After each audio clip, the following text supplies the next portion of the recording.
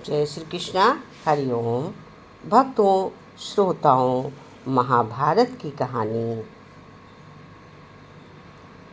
श्री कृष्ण हरिओम। राधे राधे। बोलो सनातन धर्म की जय। सभी संत ऋषि मुनियों की जय। बाके बिहारी लाल की जय। भक्तों, महाभारत की बहुत प्यारी सी कथा है। गांधारी ने पूछा, मैंने आंखों पर पट्टी बांधी पर क्या मेरी मूर्खता थी? ऐसी क्या मूर्खता थी जिसका उत्तर कृष्ण ने कहा, गांधारी एकदम टूट गई। गांधारी टूट गई। उत्तर सुनकर कृष्ण का गांधारी टूट गई। जय श्री कृष्ण। सनातन धर्म की जय। सभी संत ऋषि बोलो सहरा महादेव। जय श्री कृष्ण।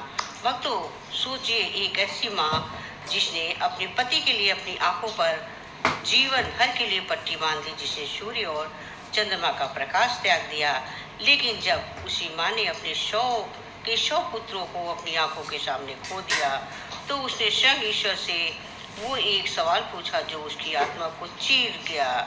वो सवाल था, हे कृष्ण, बताओ, मेरा तो त्याग, वो आंखों पर बंधी पट्टी मेरा समर्पण था या मेरे जीवन की सबसे बड़ी मूर्खता? और कृष्ण ने जो उत्तर दिया, उसे गांधारी को तोड़कर रख दिया। आज मैं उसी कहानी को आपके लिए लेकर आई हूँ, जहाँ एक माँ का दर्द ब्रह्मांड से टकराया। परंतु भक्तों, वीडियो पूरी देखिएगा, क्योंकि कहानी जब तक पूरी नहीं देखो तो समझ में नहीं आती है। पूरी से बिल्कुल आनंद से कुरुक्षेत्र की भूमि लाल थी, रक्त से नहीं बल्कि अस्त होते सूर्य की वेदना से, जो 18 दिनों से महायुद्ध के बाद बचे हुए सन्नाटे को गहरा कर दिया था। मांस से जलने की गंध, गिद्धों की चीर, दूर दूर से फैली हुई विधवाओं की चित्कारें, हर तरफ बस मृत्यु के उत्सव था। ऐसा लगता था मनुष्य कालदेव ने यहाँ अपना सबसे बड़ा यज्ञ समाप्त किया है, और ये यज्ञ की सबसे बड़ी आहुति थी। हस्तिनापुर की एक पूरी पीढ़ी इसी शामशान धरती पर सफेद वस्त्रों से लिपटी एक राजमाता अपने लड़खड़ाते कदमों से चल रही थी। एक गंधारी थी, वो गंधारी जिसने अपने पति धृतराष्ट्र के जन्मांध होने के कारण स्वेच्छा से अपनी आंखों पर पट्टी बांध ली थी।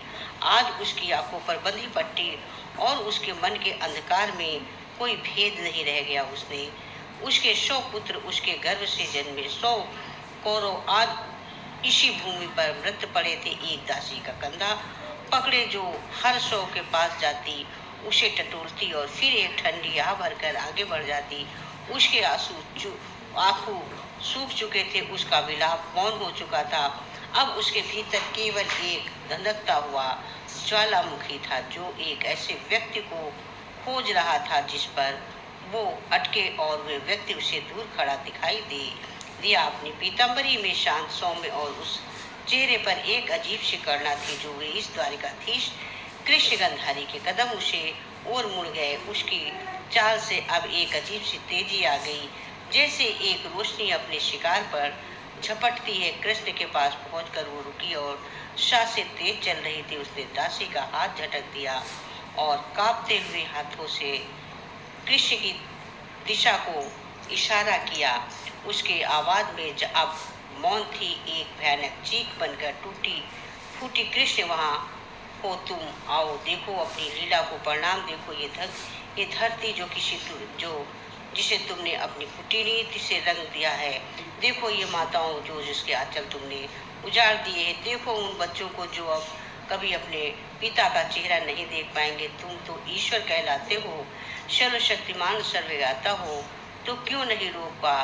तुमने ये विनाश क्यों किया? गंधारी का एक एक शब्द उस शांत वातावरण में जहर की तरह घुल रहा था।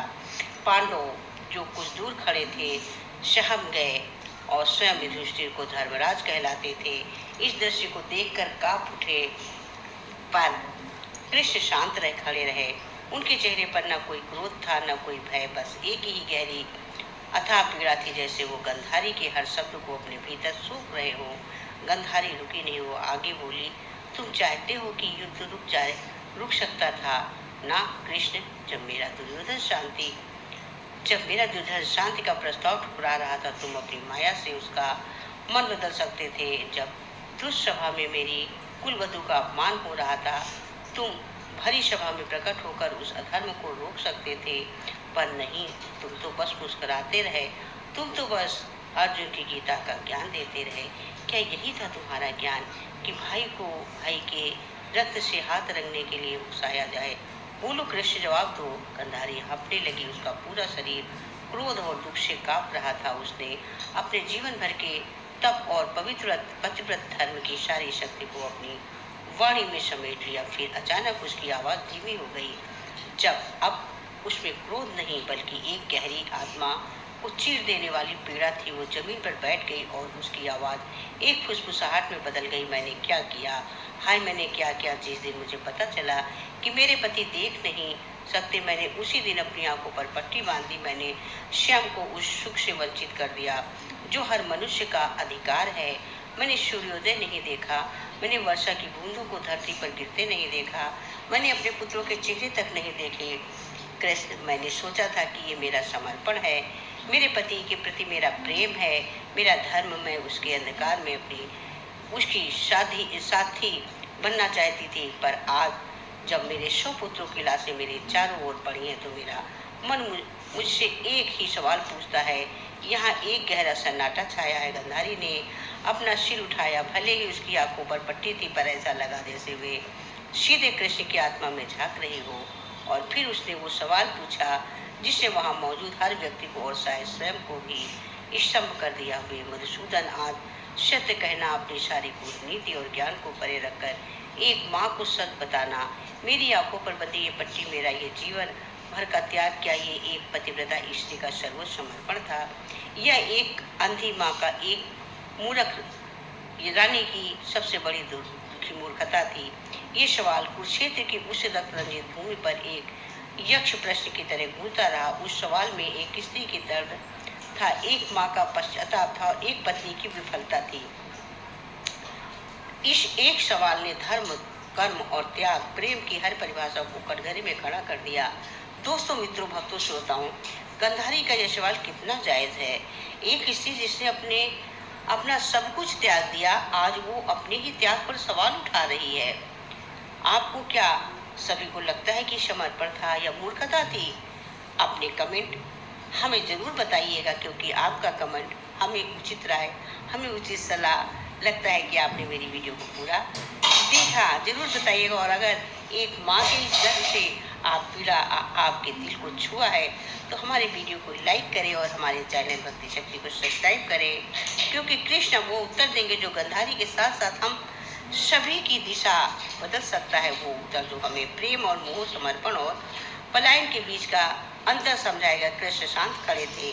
उनके अधरों पर बड़ी सौम्य मुस्कान थी, पर उनकी आंखों में एक तूफान से पहले की शांति थी। उन्होंने गंधारी को देखा जो अब एक टूटी हुई, बिखरी हुई स्त्री की तरह जमीन पर पड़ी हुई थी। और फिर उन्होंने बहुत धीमे शांत स्वर में लेकिन स्वर बोलना आरंभ किया। माता गंधारी, कृष्ण के मुख से निकले इन 2 शब्दों में ही इतनी करुणा और इतना भार था कि सब उनकी ओर देखने लगे। कृष्ण क्या कहेंगे? वो एक माँ के इस भयानक प्रश्न का क्या उत्तर देंगे? भगवान कृष्ण एक माँ के, गंधारी माँ के प्रश्नों का क्या उत्तर देंगे? अब हम ये सब जानेंगे। भक्तों, क्या वे सांत्वना देंगे या उसे कड़वा सच बताएंगे जिसे सुनने के लिए वो शायद तैयार भी नहीं है? कृष्ण के मुख से निकले उन शब्दों माता गंधारी में इतनी शांति, इतनी करुणा, इतनी ठहराव था कि कुरुक्षेत्र की उस रक्त रंजित भूमि पर क्षण भर के लिए जैसे समय ही रुक गया हो। हवा में तैरती धूल के कण थम गए, गिद्धों का शोर शांत हो गया और दूर से रोती हुई विधवाओं की चित्कारें भी जैसे किसी ने अनसुनी कर दी हों। वहाँ उपस्थित हर एक व्यक्ति, चाहे वो धर्मराज युधिष्ठिर हो, महाबली भीम हो या स्वयं गंधारी के पति धृतराष्ट्र, सबने अपनी सांसें रोक ली। उसकी आंखें बस एक व्यक्ति पर टिकी थी जिसने अधरों पर अभी भी एक रहस्यमयी मुस्कान थी। गंधारी जो जमीन पर एक टूटी हुई लता की तरह पड़ी थी, उसने अपना सिर उठाया। उसकी बंधी हुई आंखों के पीछे की दुनिया बस कृष्ण की वो शांत गहरी आवाज गूंज रही थी। कृष्ण ने एक कदम आगे बढ़ाया। उनकी परछाई गंधारी के ऊपर झुक गई, जैसे एक विशाल वृक्ष का थके हुए पथिक को छाया दे रहा हो। फिर उन्होंने बोला, आरंभ किया। उनकी आवाज़ में ना कोई बुलाना थी, ना कोई शिकवा थी, ना कोई शिकायत था, ना कोई क्रोध था, बस एक अथाह सागर जैसी गंभीरता थी। माता, आपका प्रश्न जितना सरल है उतना ही उत्तर उतना ही जटिल है। जितना सरल है उतना ही जटिल है, और इस उत्तर को सुनने के लिए केवल कान नहीं बल्कि अपने हृदय के द्वार भी खोलने होंगे, क्योंकि सत्य का अक्षर कड़वा होता है, पर जब वो दर्शकों के भ्रम में तोड़ता है तो पीड़ा होना स्वाभाविक है। आपने पूछा कि आपकी आंखों पर बंधी पट्टी समर्पण था या मूर्खता।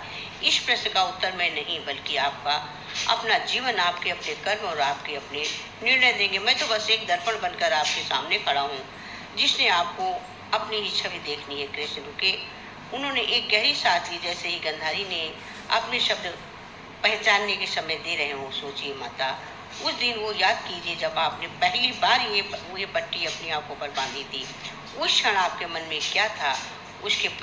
अपने पति के प्रति अगाध प्रेम, उनके दुख में बराबर का भागीदार बनने की पवित्र इच्छा। आपका ये विचार, ये भावना निस्संदेह महान थी, पतिव्रता धर्म की पराकाष्ठा थी। पर इतिहास में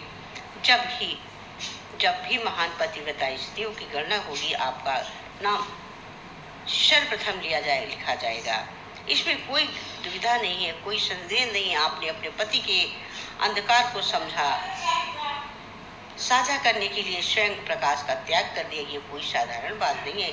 इस त्याग के लिए 3 लोग आपके ऋणी हैं। पर माता, धर्म का त्याग बहुत सूक्ष्म है। एक धागे जितना महीन, कम प्रेम की भावना मुंह बदल जाती है। कब त्याग, कब भाव पलायन का रूप लेता है, और कब समर्पण की आड़ में हम अपने सबसे बड़े कर्तव्य से विमुख हो जाते हैं, इसका पता स्वयं ज्ञानी ध्यानी भी नहीं लगा पाते। आपने अपनी आंखें बांधी, पर आपका अपने पति के प्रति समर्पण था, इसे मैं स्वीकार करता हूँ। पर माता, आप केवल एक पत्नी नहीं हैं, आप गांधार की राजकुमारी थी, आप हस्तिनापुर की भावी महारानी थी, और सबसे बढ़कर आप एक माँ बनने वाली थी। एक पत्नी का धर्म पति की सेवा करना है, एक रानी का धर्म प्रजा का कल्याण देखना है, और एक माँ का धर्म अपनी संतान को सही और गलत भेद दिखाना है। और पत्नी धर्म निभाने के लिए आपकी आंखें बंद कर ली। पर क्या आपने कभी सोचा कि आपकी उन बंद आंखों ने आपके रानी धर्म का, आपके मातृत्व धर्म का कितना दूर कर दिया? कृष्ण की आवाज़ अब थोड़ी और गहरी हो गई। जब उनके गर्भ से 100 पुत्रों और एक पुत्री का जन्म हुआ, और जन्म के समय ही जब अशुभ शकुन होने लगे, जब गीदड़ रोने लगे, आकाश में काले बादल छा गए, तब ज्ञानी विदुर ने और महर्षि व्यास ने आपसे और महाराज से कहा कि ये ज्येष्ठ पुत्र कुल का नाश करेगा, इसका त्याग कर दो। पर आपके और महाराज के पुत्र मुंह ने उस सत्य को सुनने से इनकार कर दिया। मैं मानता हूँ, एक माँ के लिए अपनी संतान का त्याग करने से बड़ा कोई दुख नहीं हो सकता। पर माता, एक रानी के लिए लाखों प्रजनों का जीवन एक पुत्र के मुंह से कहीं ज्यादा बड़ा होता है।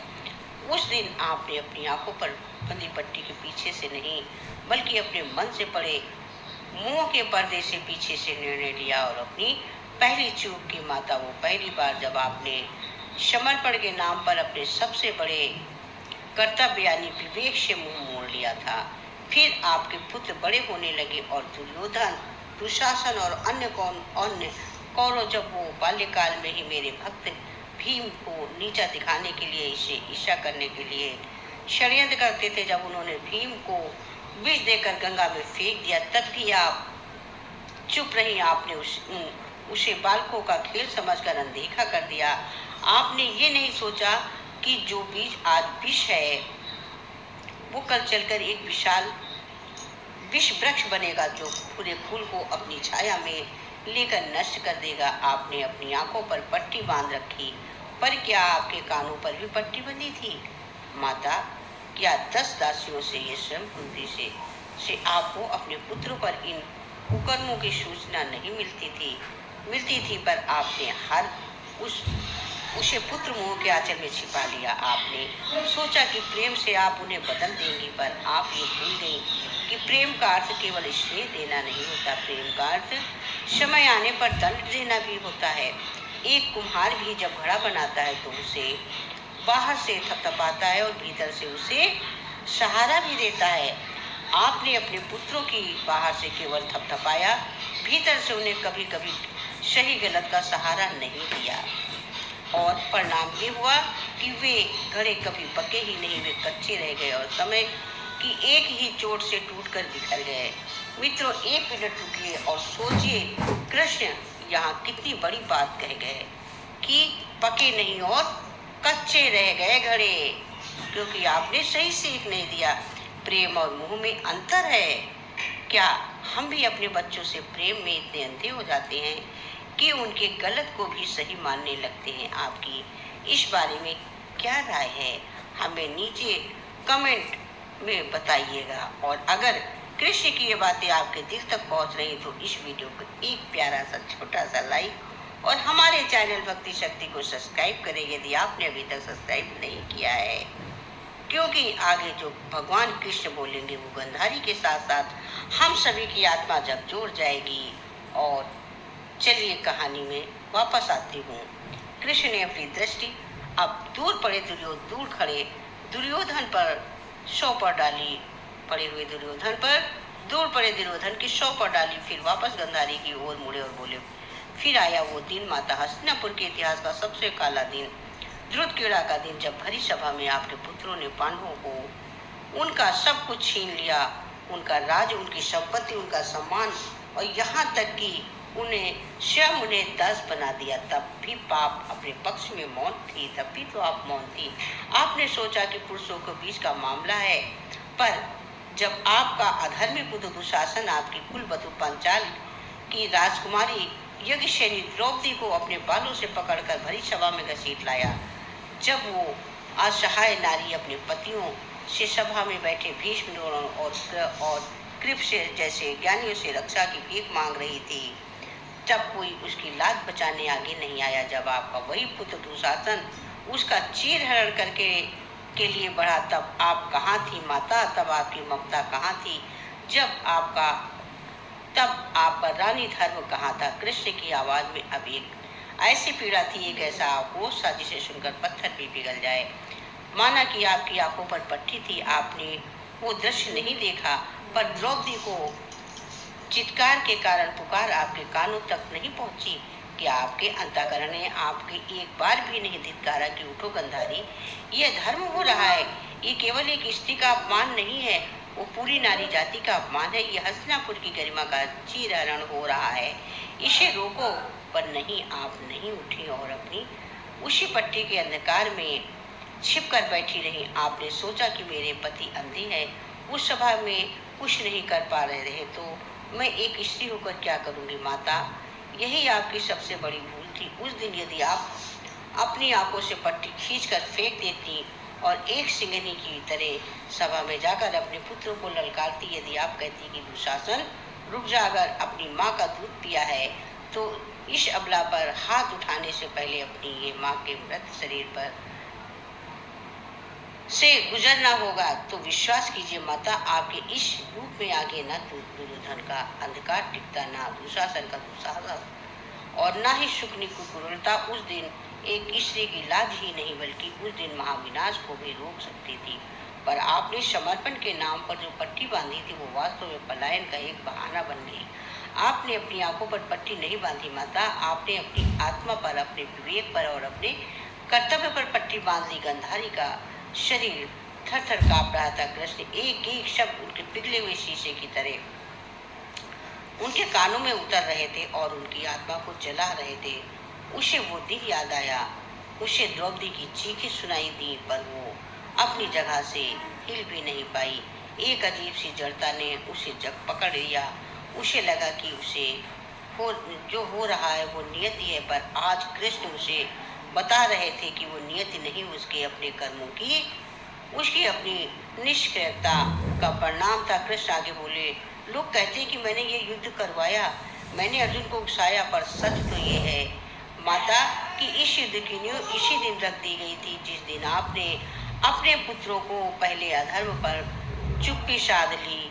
इस युद्ध का शंखनाद उसी दिन हो गया था जिस दिन द्रौपदी का चीरहरण हुआ था, और हम युद्ध की पूर्ण पूर्ति उसी दिन निश्चित हो गई थी जिस दिन शांति दूत बनकर आए हुए मुझ नारायण को आपके पुत्र दुर्योधन ने बंदी बनाने पर प्रयास किया। मैंने तो अंत तक प्रयास किया था माता, मैं तो केवल 5 गांव मांगने आया था ताकि ये विनाश टल जाए, पर आपके पुत्र ने अहंकार में सुई की नोक के बराबर भी फूल देने से इनकार कर दिया।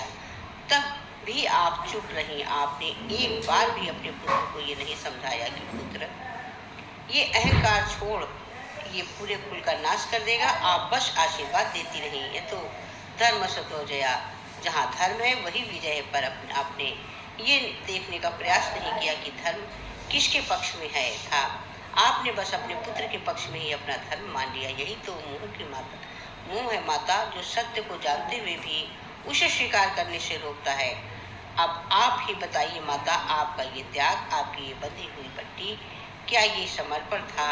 समर्पण तो वो था जो माता कुंती ने किया, जिसने अपने 5 पुत्रों को वन वन भटकते देखा, अपमान सहते हुए देखा, पर कभी शर्म का मार्ग नहीं छोड़ा, पर कभी धर्म का मार्ग नहीं छोड़ा। वर्ण समर्पण तो वो था जो द्रौपदी ने किया, जिसने इतने अपमान के बाद भी अपने पतियों के साथ नहीं छोड़ा, हर दुख में उसकी शक्ति बनकर खड़ी रही। समर्पण तो वो था इस युद्ध भूमि में पड़े अभिमन्यु ने किया, जिसने धर्म की रक्षा के लिए अकेले ही 7 महारथियों का सामना किया और वीर गति को प्राप्त हुआ। समर्पण आंखें बंद करके लेने का नाम नहीं है माता, समर्पण तो आंखें खोलकर परिस्थिति में हर कष्ट में धर्म के मार्ग पर चलने का नाम है।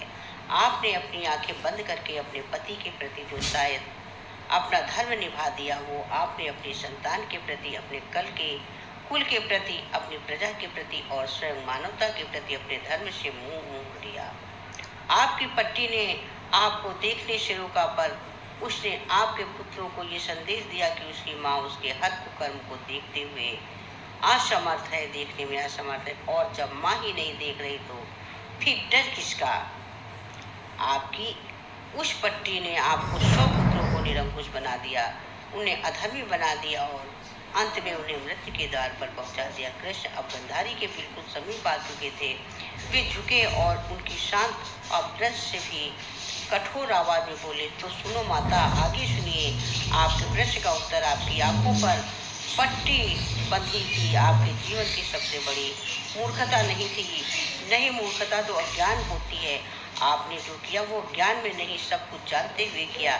आपकी आंखों पर बंधी पट्टी आपके जीवन का सबसे बड़ा पलायन था। आपकी जिम्मेदारियों से पलायन, एक रानी के कर्तव्य पर पलायन और एक माँ के धर्म के से पलायन। आपने प्रेम के नाम पर मोह को चुना और त्याग के नाम पर कर्तव्यहीनता को, और आज ये जो विनाश आपके चारों ओर फैला है, ये मेरे किसी लीला का परिणाम नहीं है, बल्कि आपके उसी पलायन और आपके पुत्रों के अंधकार का संयुक्त फल है, जिसे आप पूरा आर्याव्रत भोग रहा है। कृष्ण के ये अंतिम शब्द किसी ब्रह्मशस्त्र की तरह थे। उसने गंधारी के दशकों के भ्रम, उसके त्याग के अहंकार और उसके पवित्र पतिव्रता होने से दम की एक क्षण में भेद कर रख दिया। पलायन, कर्तव्यहीनता, मोह, ये शब्द हथौड़े की तरह उसके सिर पर बरस रहे थे। उसे लगा जैसे जमीन फटी जा रही है और वो उसी में समाई जा रही है, गिरती जा रही है, और उसकी सारी हिम्मत टूट चुकी थी। गंधारी बिछुड़ चुकी थी। उसके कानों में कृष्ण के शब्द नहीं, बल्कि द्रौपदी की चीखें, भीम का कहराना और अभिमन्यु की अंतिम पुकार गूंज रही थी। उसने अपनी आंखों पर बंधी पट्टी पर रेशम का टुकड़ा नहीं, बल्कि एक भारी पत्थर की तरह लग रही थी, जो उसे नीचे और नीचे खींचता जा रहा था। उसकी सांस रुकने लगी। उसका हृदय जैसे किसी ने मुट्ठी में बीज लिया हो, और फिर एक भयानक दिल दहला देने वाली चीख साथ में बेहोश होकर कृष्ण के चरणों पर गिर पड़ी। गंधारी टूट चुकी थी, जैसे टूटी। अब उसका जुड़ना असंभव था, लेकिन क्या एक माँ के टूटने के साथ सब कुछ समाप्त हो जाएगा, या फिर राख के ढेर से एक नई उज्ज्वला उठेगी? गंधारी बेहोश है, पर उसके भीतर का क्रोध, उसके जीवन भर के तब की शक्ति अभी भी जीवित है, और जब होश में आएगी तो उसके भीतर की टूटी हुई माँ नहीं, बल्कि प्रतिशोध की अग्नि जलती हुई तपस्विनी जागेगी, और वो अपने शर्वनाश का दोषी केवल एक ही व्यक्ति ही को मानेगी, कृष्ण को, और वो अपने जीवन भर कोई तपस्या की शक्ति से कृष्ण को वो श्राप देगी जो यादव कुल के विनाश का कारण बनेगा। क्या वो श्राप, क्या एक भक्त का श्राप भगवान पर असर कर सकता है? कुरुक्षेत्र की उस रक्त स्नात भूमि पर जहाँ एक क्षण पहले कृष्ण के शब्दों में प्रलय मचा था, अब एक वृत्त से गहरा सन्नाटा पसारा हुआ था। गंधारी हस्तिनापुर की राजमाता, एक 100 पुत्रों की माँ, अपने जीवन भर के त्याग और तपस्या के बोझ तले दबी हुई कृष्ण के चरणों में अचेत पड़ी थी। उसका श्वेत वस्त्र धूल और रक्त के धब्बों से मलिन हो रहा था और उसकी शिथिल देह को देखकर ऐसा लगता था मानो किसी महान मंदिर का शिखर टूटकर धरती पर गिरा हो। सूर्य अब क्षितिज में लगभग पूरी तरह से डूब चुका था और उसकी अंतिम लालिमा ऐसी लग रही थी जैसे आकाश स्वयं इस दृश्य को देखकर लहलोहान हो गया हो। पांडव अपनी जगह पर जड़वत खड़े थे, उनके हाथों में थमे शस्त्र अब भार लग रहे थे। धर्मराज युधिष्ठिर की आंखें झुकी थी, जैसे वो स्वयं को इस पूरी त्रासदी का अपराधी मान रहे हों।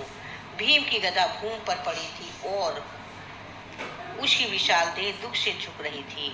अर्जुन अपने गांडियों को कसकर पकड़े हुए थे, पर उनकी दृष्टि अपने सखा, अपने गुरु, अपने नारायण कृष्ण पर टिकी हुई थी, जिनके चेहरे पर अभी भी वही अविरल शांति थी।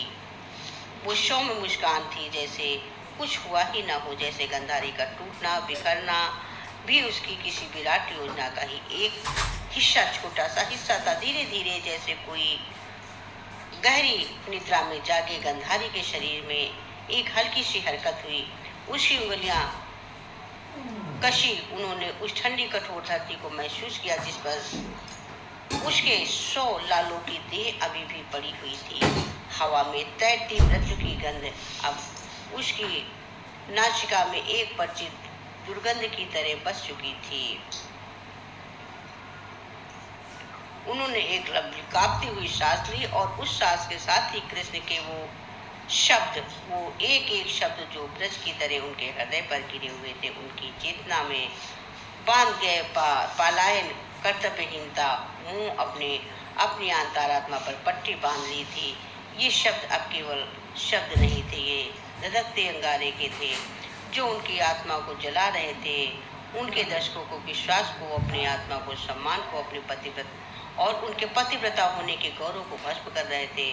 पहले तो एक अथाह शून्य करने वाली पीड़ा ने उन्हें जकड़ लिया, एक ऐसी पीड़ा जिसमें रोने की भी शक्ति नहीं थी, बस एक खालीपन रह जाता। उन्हें लगा कि कृष्ण सही थे, हर शब्द में सही थे। वो एक असफल रानी थी, एक असफल माँ थी, उसका पूरा जीवन एक धोखा था, एक छुआ था उसने स्वयं में किया था। पर राख के ढेर के नीचे एक चिंगारी फटी और एक बहुत ही मानी, बहुत ही अति भावना की चिंगारी, क्रोध। ये आत्मग्लानि पर क्रोध था, अपनी व्यवस्था और पर क्रोध था। उसने बढ़कर उस व्यक्ति पर क्रोध जिससे उसे इस आईना दिखाया था, ये आईना दिखाया उसे कृष्ण पर, जितनी उसकी पवित्र पट्टी को पलायन का प्रतीक बता दिया था। धीरे धीरे, बहुत धीरे धीरे गंधारी ने उठने का प्रयास किया। धृतराष्ट्र जो अब तक मूक दर्शक बने थे, खड़े थे, उनके सेवक के सहारे आगे बढ़े और बोले, गंधारी प्रिय शांत हो जाओ। जो विधि का विधान था वो हो गया, पर गंधारी ने उनका हाथ झटक दिया और आज उन्हें किसी सहारे की जरूरत नहीं थी। आज उनका क्रोध ही सब कुछ था, उनका सबसे बड़ा सहारा था। वो अपने पैरों पर खड़ी हुई, उनके घुटने कांप रहे थे, पर उसकी रीढ़ की हड्डी सीधी थी। उन्होंने अपने बिखरे हुए बालों को संवारा नहीं, उन्होंने धूल धूलिस वस्तुओं की चिंता नहीं की। उनकी बंधी हुई आंखों की दिशा सीधे कृष्ण की ओर और वहां उपस्थित हर व्यक्ति ये महसूस किया कि वातावरण बदल गया है, हवा में एक अजीब सी भारीपन आ गया है और एक ऐसी विद्युत ऊर्जा भर गई थी जो किसी भयंकर तूफान के आने का संकेत दे रही थी। गंधारी की आवाज इस बार चीख नहीं थी, वो एक फुसफुसाहट थी, पर वो फुसफुसाहट में रेगिस्तान की ठंडक और ज्वालामुखी की गर्मी एक साथ थी। कृष्ण, उन्होंने कहा, और एक नाम में इतना विष, इतनी घृणा थी कि सुनने वालों के रोंगटे खड़े हो जाएं। तुमने मुझे तोड़ दिया है ना, तुमने एक माँ का हृदय को उसके विश्वास को, उसके जीवन भर के लिए समर्पण को अपने शब्दों के बाणों से छलनी कर दिया ना। तुमने मुझे मेरी नजरों से गिरा दिया है। बहुत अच्छा, बहुत अच्छा, बहुत खूब। द्वारकाधीश, तुम्हारी लीला अपरंपार है। मैं मानती हूँ कि मैं एक अच्छी माँ नहीं बन सकी। मैं मानती हूँ कि मैंने अपने पुत्रों के अधर्म पर आंखें मूंद ली। मैं मानती हूँ कि द्रुत सभा में मुझे हस्तक्षेप करना चाहिए था।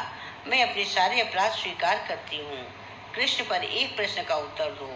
तुम तो ईश्वर हो ना, तुम तो सर्वशक्तिमान हो ना, तुम तो त्रिकालदर्शी हो ना, तुम तो जानते हो कि क्या होने वाला है। गंधारी एक एक कदम कृष्ण की ओर बढ़ा रही थी और उसका हर कदम जैसे धरती पर एक नया घाव बना रहा हो। जब मेरा पुत्र दुर्योधन ईर्ष्या की अग्नि में जल रहा था, तुम जो उसके हृदय में बसते तो उसकी उस ग्लानि को, अग्नि को शांत क्यों नहीं कर सके। जब शकुनी अपनी कुटिल चालें चल रहा था, तुम परम सियानी की उसकी बुद्धि को भ्रमित क्यों नहीं कर सके। जब दुष्ट सभा में द्रौपदी का अपमान हो रहा था, तुम एक क्षण में प्रकट क्यों नहीं हो सकते थे। उस सभा में आकर तुमने सुदर्शन चक्र उन अधर्मियों के क्यों सर क्यों नहीं काट दिए। क्यों श्री कृष्ण, तुमने ऐसा क्यों नहीं किया। पहले ये बताओ कि उस समय तुम मौन क्यों रहे। क्या तुम ये सब रोक नहीं सकते थे। बोलो। गंधारी अब कृष्ण के बिल्कुल सामने आकर खड़ी हो गई और उसकी कांपती हुई उंगली कृष्ण की छाती की ओर उठी और तुम रोक सकते थे ना। तुमने नहीं रोका। क्यों, तुम्हें ये महान विनाश करवाना था। तुम्हें तो इस धरती पर धर्म की स्थापना का नाटक करना था। तुम्हें तो अपने प्रिय पांडवों को हस्तिनापुर का सिंहासन दिलवाना था ना। तुमने मेरे पुत्रों को नहीं, अहंकार को, उसकी इच्छा, मूर्खता को अवसर दिया। तुमने इस बार उकसाया। तुमने उन्हें अधर्म का मार्ग इतना आगे बढ़ा जाने दिया, वहां से लौटना असंभव हो गया। और फिर तुमने धर्म की रक्षा के नाम पर उन सब का संहार करवा दिया। ये कैसी धर्म की स्थापना है कृष्ण, जो लाखों विधवाओं के विलाप और करोड़ों अनाथों को चित्कार कर खड़ी हो। ये कैसा न्याय है जो एक पूरे के पूरे वंश को मिटा कर रख दिया। नहीं कृष्ण, नहीं कृष्ण, ये धर्म नहीं है। ये तुम्हारी राजनीति है, ये तुम्हारी कूटनीति है। और मैं गंधारी आज तुम्हारी इस कूटनीति को स्वीकार नहीं करती। मित्रों, इस माँ के दर्द को महसूस कर सकते हैं तो इसका सब कुछ लुट चुका है और वो अब स्वयं ईश्वर को कटघरे में खड़ा कर रही है। ये भक्ति और विद्रोह के बीच वो महीन रेखा है जहाँ तर्क समाप्त हो जाते हैं और केवल भावनाएं रह जाती हैं। गंधारी की पीड़ा, ये तर्क आपके मन को छू रही है तो वीडियो को लाइक करें, चैनल को सब्सक्राइब करें और राधे राधे जय श्री कृष्ण लिखकर अपनी हाजिरी व्यक्त करें। ईश्वर से इस तरह प्रश्न करने का अधिकार है। क्या बताएं, भगवान से भी इस तरह प्रश्न करने का अधिकार है। और हाँ,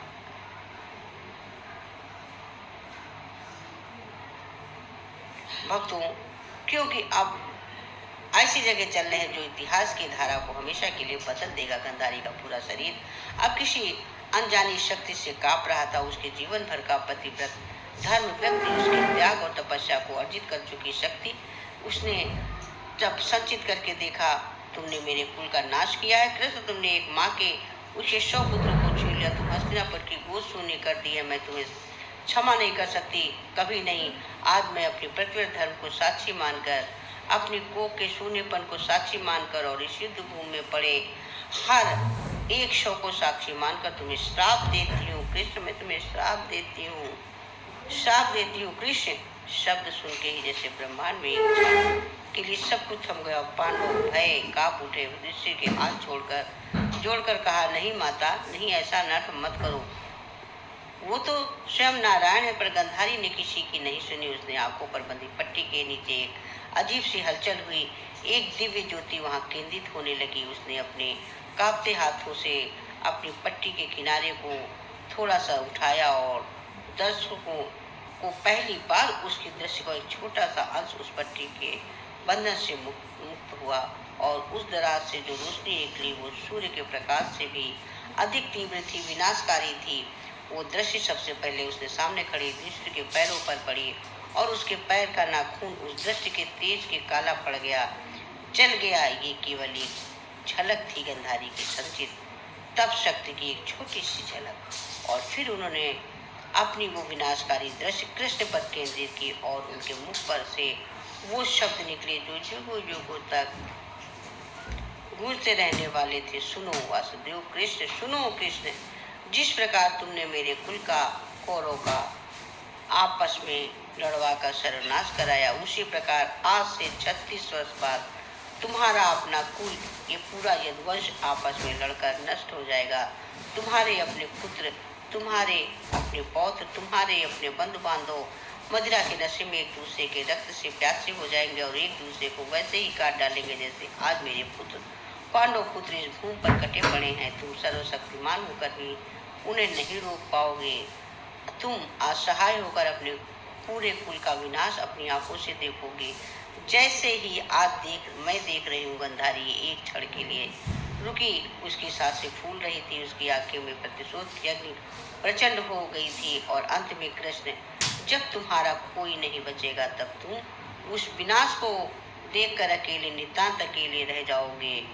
जब तुम एक असाधारण मनुष्य की तरह मारे जाओगे, कोई राजसी मृत्यु नहीं होगी, तुम्हारी कोई युद्ध भूमि नहीं होगी, तुम एक घने जंगल में अकेले भटक रहे होगे और एक साधारण सा शिकारी, एक बहेलिया तुम्हें कोई जानवर समझकर धोखे से बाण मारेगा और तुम्हारे उसी पैर में बाण लगेगा जिसे तुम अक्सर अपने दूसरे पैर पर रखकर विश्राम करते हो। तुम एक असहाय अनाम मृत्यु मरोगे और तुम्हारा ये दिव्य शरीर भी साधारण मनुष्यों की तरह पड़ा रह जाएगा।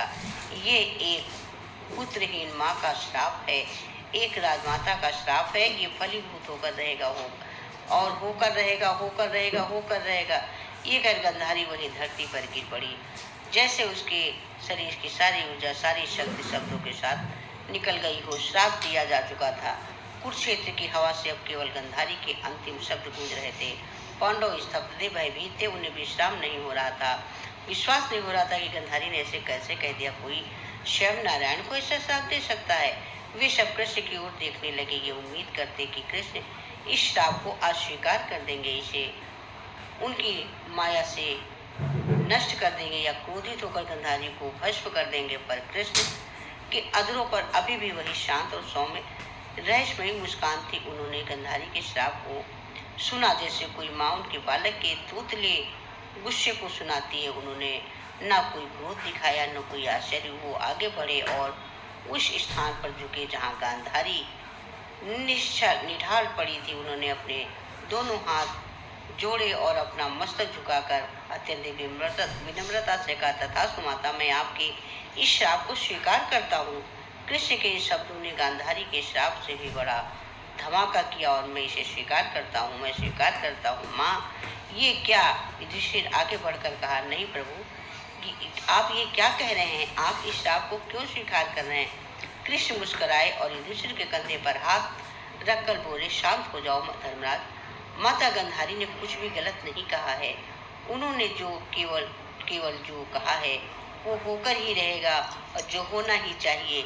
यदुवंशी इस समय शक्ति और ऐश्वर्य के अहंकार में अंधे हो चुके हैं, जो निरंकुश हो गए हैं, और यदि इस धरती का हरण करना तो उनका विनाश भी आवश्यक है। मैं स्वयं भी यही चाहता था, पर मैं अपने ही कुल का नाश अपने हाथों से कैसे करता। माता ने तो मेरे मन की बात कहकर मुझे इस धर्म संकट से उबार दिया है। उन्होंने अपने श्राप के द्वारा मुझे मेरा ही कर्तव्य याद दिलाया है। उन्होंने अपने तप की शक्ति का उपयोग करके मेरे ही कार्य को सिद्ध कर दिया। मैं उनके इस श्राप का ऋणी हूँ, मैं इसे शिरोधार्य करता हूँ। कृष्ण ने फिर गंधारी की ओर देखा और कहा, बोले, उठिए माता, आपने मुझे श्राप ने एक वरदान दिया है। आपने मुझे मेरे अवतार के कार्य को पूर्ण करके मार्ग दिखाया। आपका ये गुण, आपका ये श्राप, मैं आपकी भक्ति एक रूप में और आपकी इस भक्ति का सम्मान करता हूँ। कृष्ण के इन शब्दों में इतनी शक्ति थी, इतनी करुणा थी, इतना प्रेम था, इतना सम्मान था कि गंधारी जो क्रोध और घृणा की अग्नि में जल रही थी, उस करुणा की गंगा में जैसे बुझ सी गई हो, उसका क्रोध शांत हो गया, प्रतिशोध की भावना पिघल गई और अब जो बचा था वो केवल दुख था। दुख, एक गहरी समझ उन्हें अपनी बार ये एहसास हुआ कि जो कृष्ण को श्राप देकर उनका कुछ नहीं बिगाड़ सकी, बल्कि उन्होंने तो कृष्ण की ही लीला को पूर्ण करने में सहायता कर दी है। वो हार गई है, हर तरह से हार गई। वो उठी और बिना एक शब्द कहे अपने पति धृतराष्ट्र का हाथ पकड़कर लड़खड़ाते कदमों से उस रणभूमि में वापस अपने शिविर की ओर चल दी। अब गंधारी सचमुच टूट गई थी। पहले कृष्ण के सत्य ने उसके मन को तोड़ा और अब कृष्ण के प्रेम और शिरकत ने उसके क्रोध और अहंकार को तोड़ दिया। अब वो ना एक पतिव्रता स्त्री है, ना दंभ में थी, ना राजमाता के गौरव में, अब ना ही एक प्रतिशोधी माँ के क्रोध में। अब वो बस एक बूढ़ी थकी हुई थी, पुत्रहीन स्त्री थी, पुत्री जिसे अपने शेष जीवन का अंधकार अब बिना किसी पट्टी के ही काटना था। ये थी कहानी। तो भक्तों, गंधारी की कहानी और कृष्ण के उत्तर संवाद एक माँ की श्राप पर अंत में ये कहानी हमें सिखाती कि ईश्वर की लीला कितनी परम्पार होती है। यहाँ भक्त का श्राप भी भगवान के लिए वरदान बन जाता है और क्रोध की भक्ति का एक रूप मान लिया जाता है। ये कहानी हमें शिक्षा देती है कि कर्तव्य, धर्म और मोह पलायन के बीच का अंतर सिखाती है और ये बताती है कि कर्म का फल अटल है, चाहे वो एक साधारण मनुष्य के लिए हो या स्वयं भगवान के अवतार के लिए। आपको ये कहानी कैसी लगी? अगर आपके दिल को छू गई है, गंधारी के श्राप को स्वीकार करके कथा कृष्ण की सर्वोच्च मिसाल पेश की है, अपनी राय हमें अवश्य बताइएगा। हमारी कहानी को सब्सक्राइब कीजिएगा, लाइक कीजिएगा, चैनल को सब्सक्राइब कीजिएगा, कमेंट में राधे राधे जय कृष्णा लिखकर अपनी हाजिरी लगाइएगा। बोलो बाके बिहारी लाल की जय, कृष्ण कन्हैया सरकार की जय। भक्तों, Radhe Radhe. Like and subscribe पर मोर।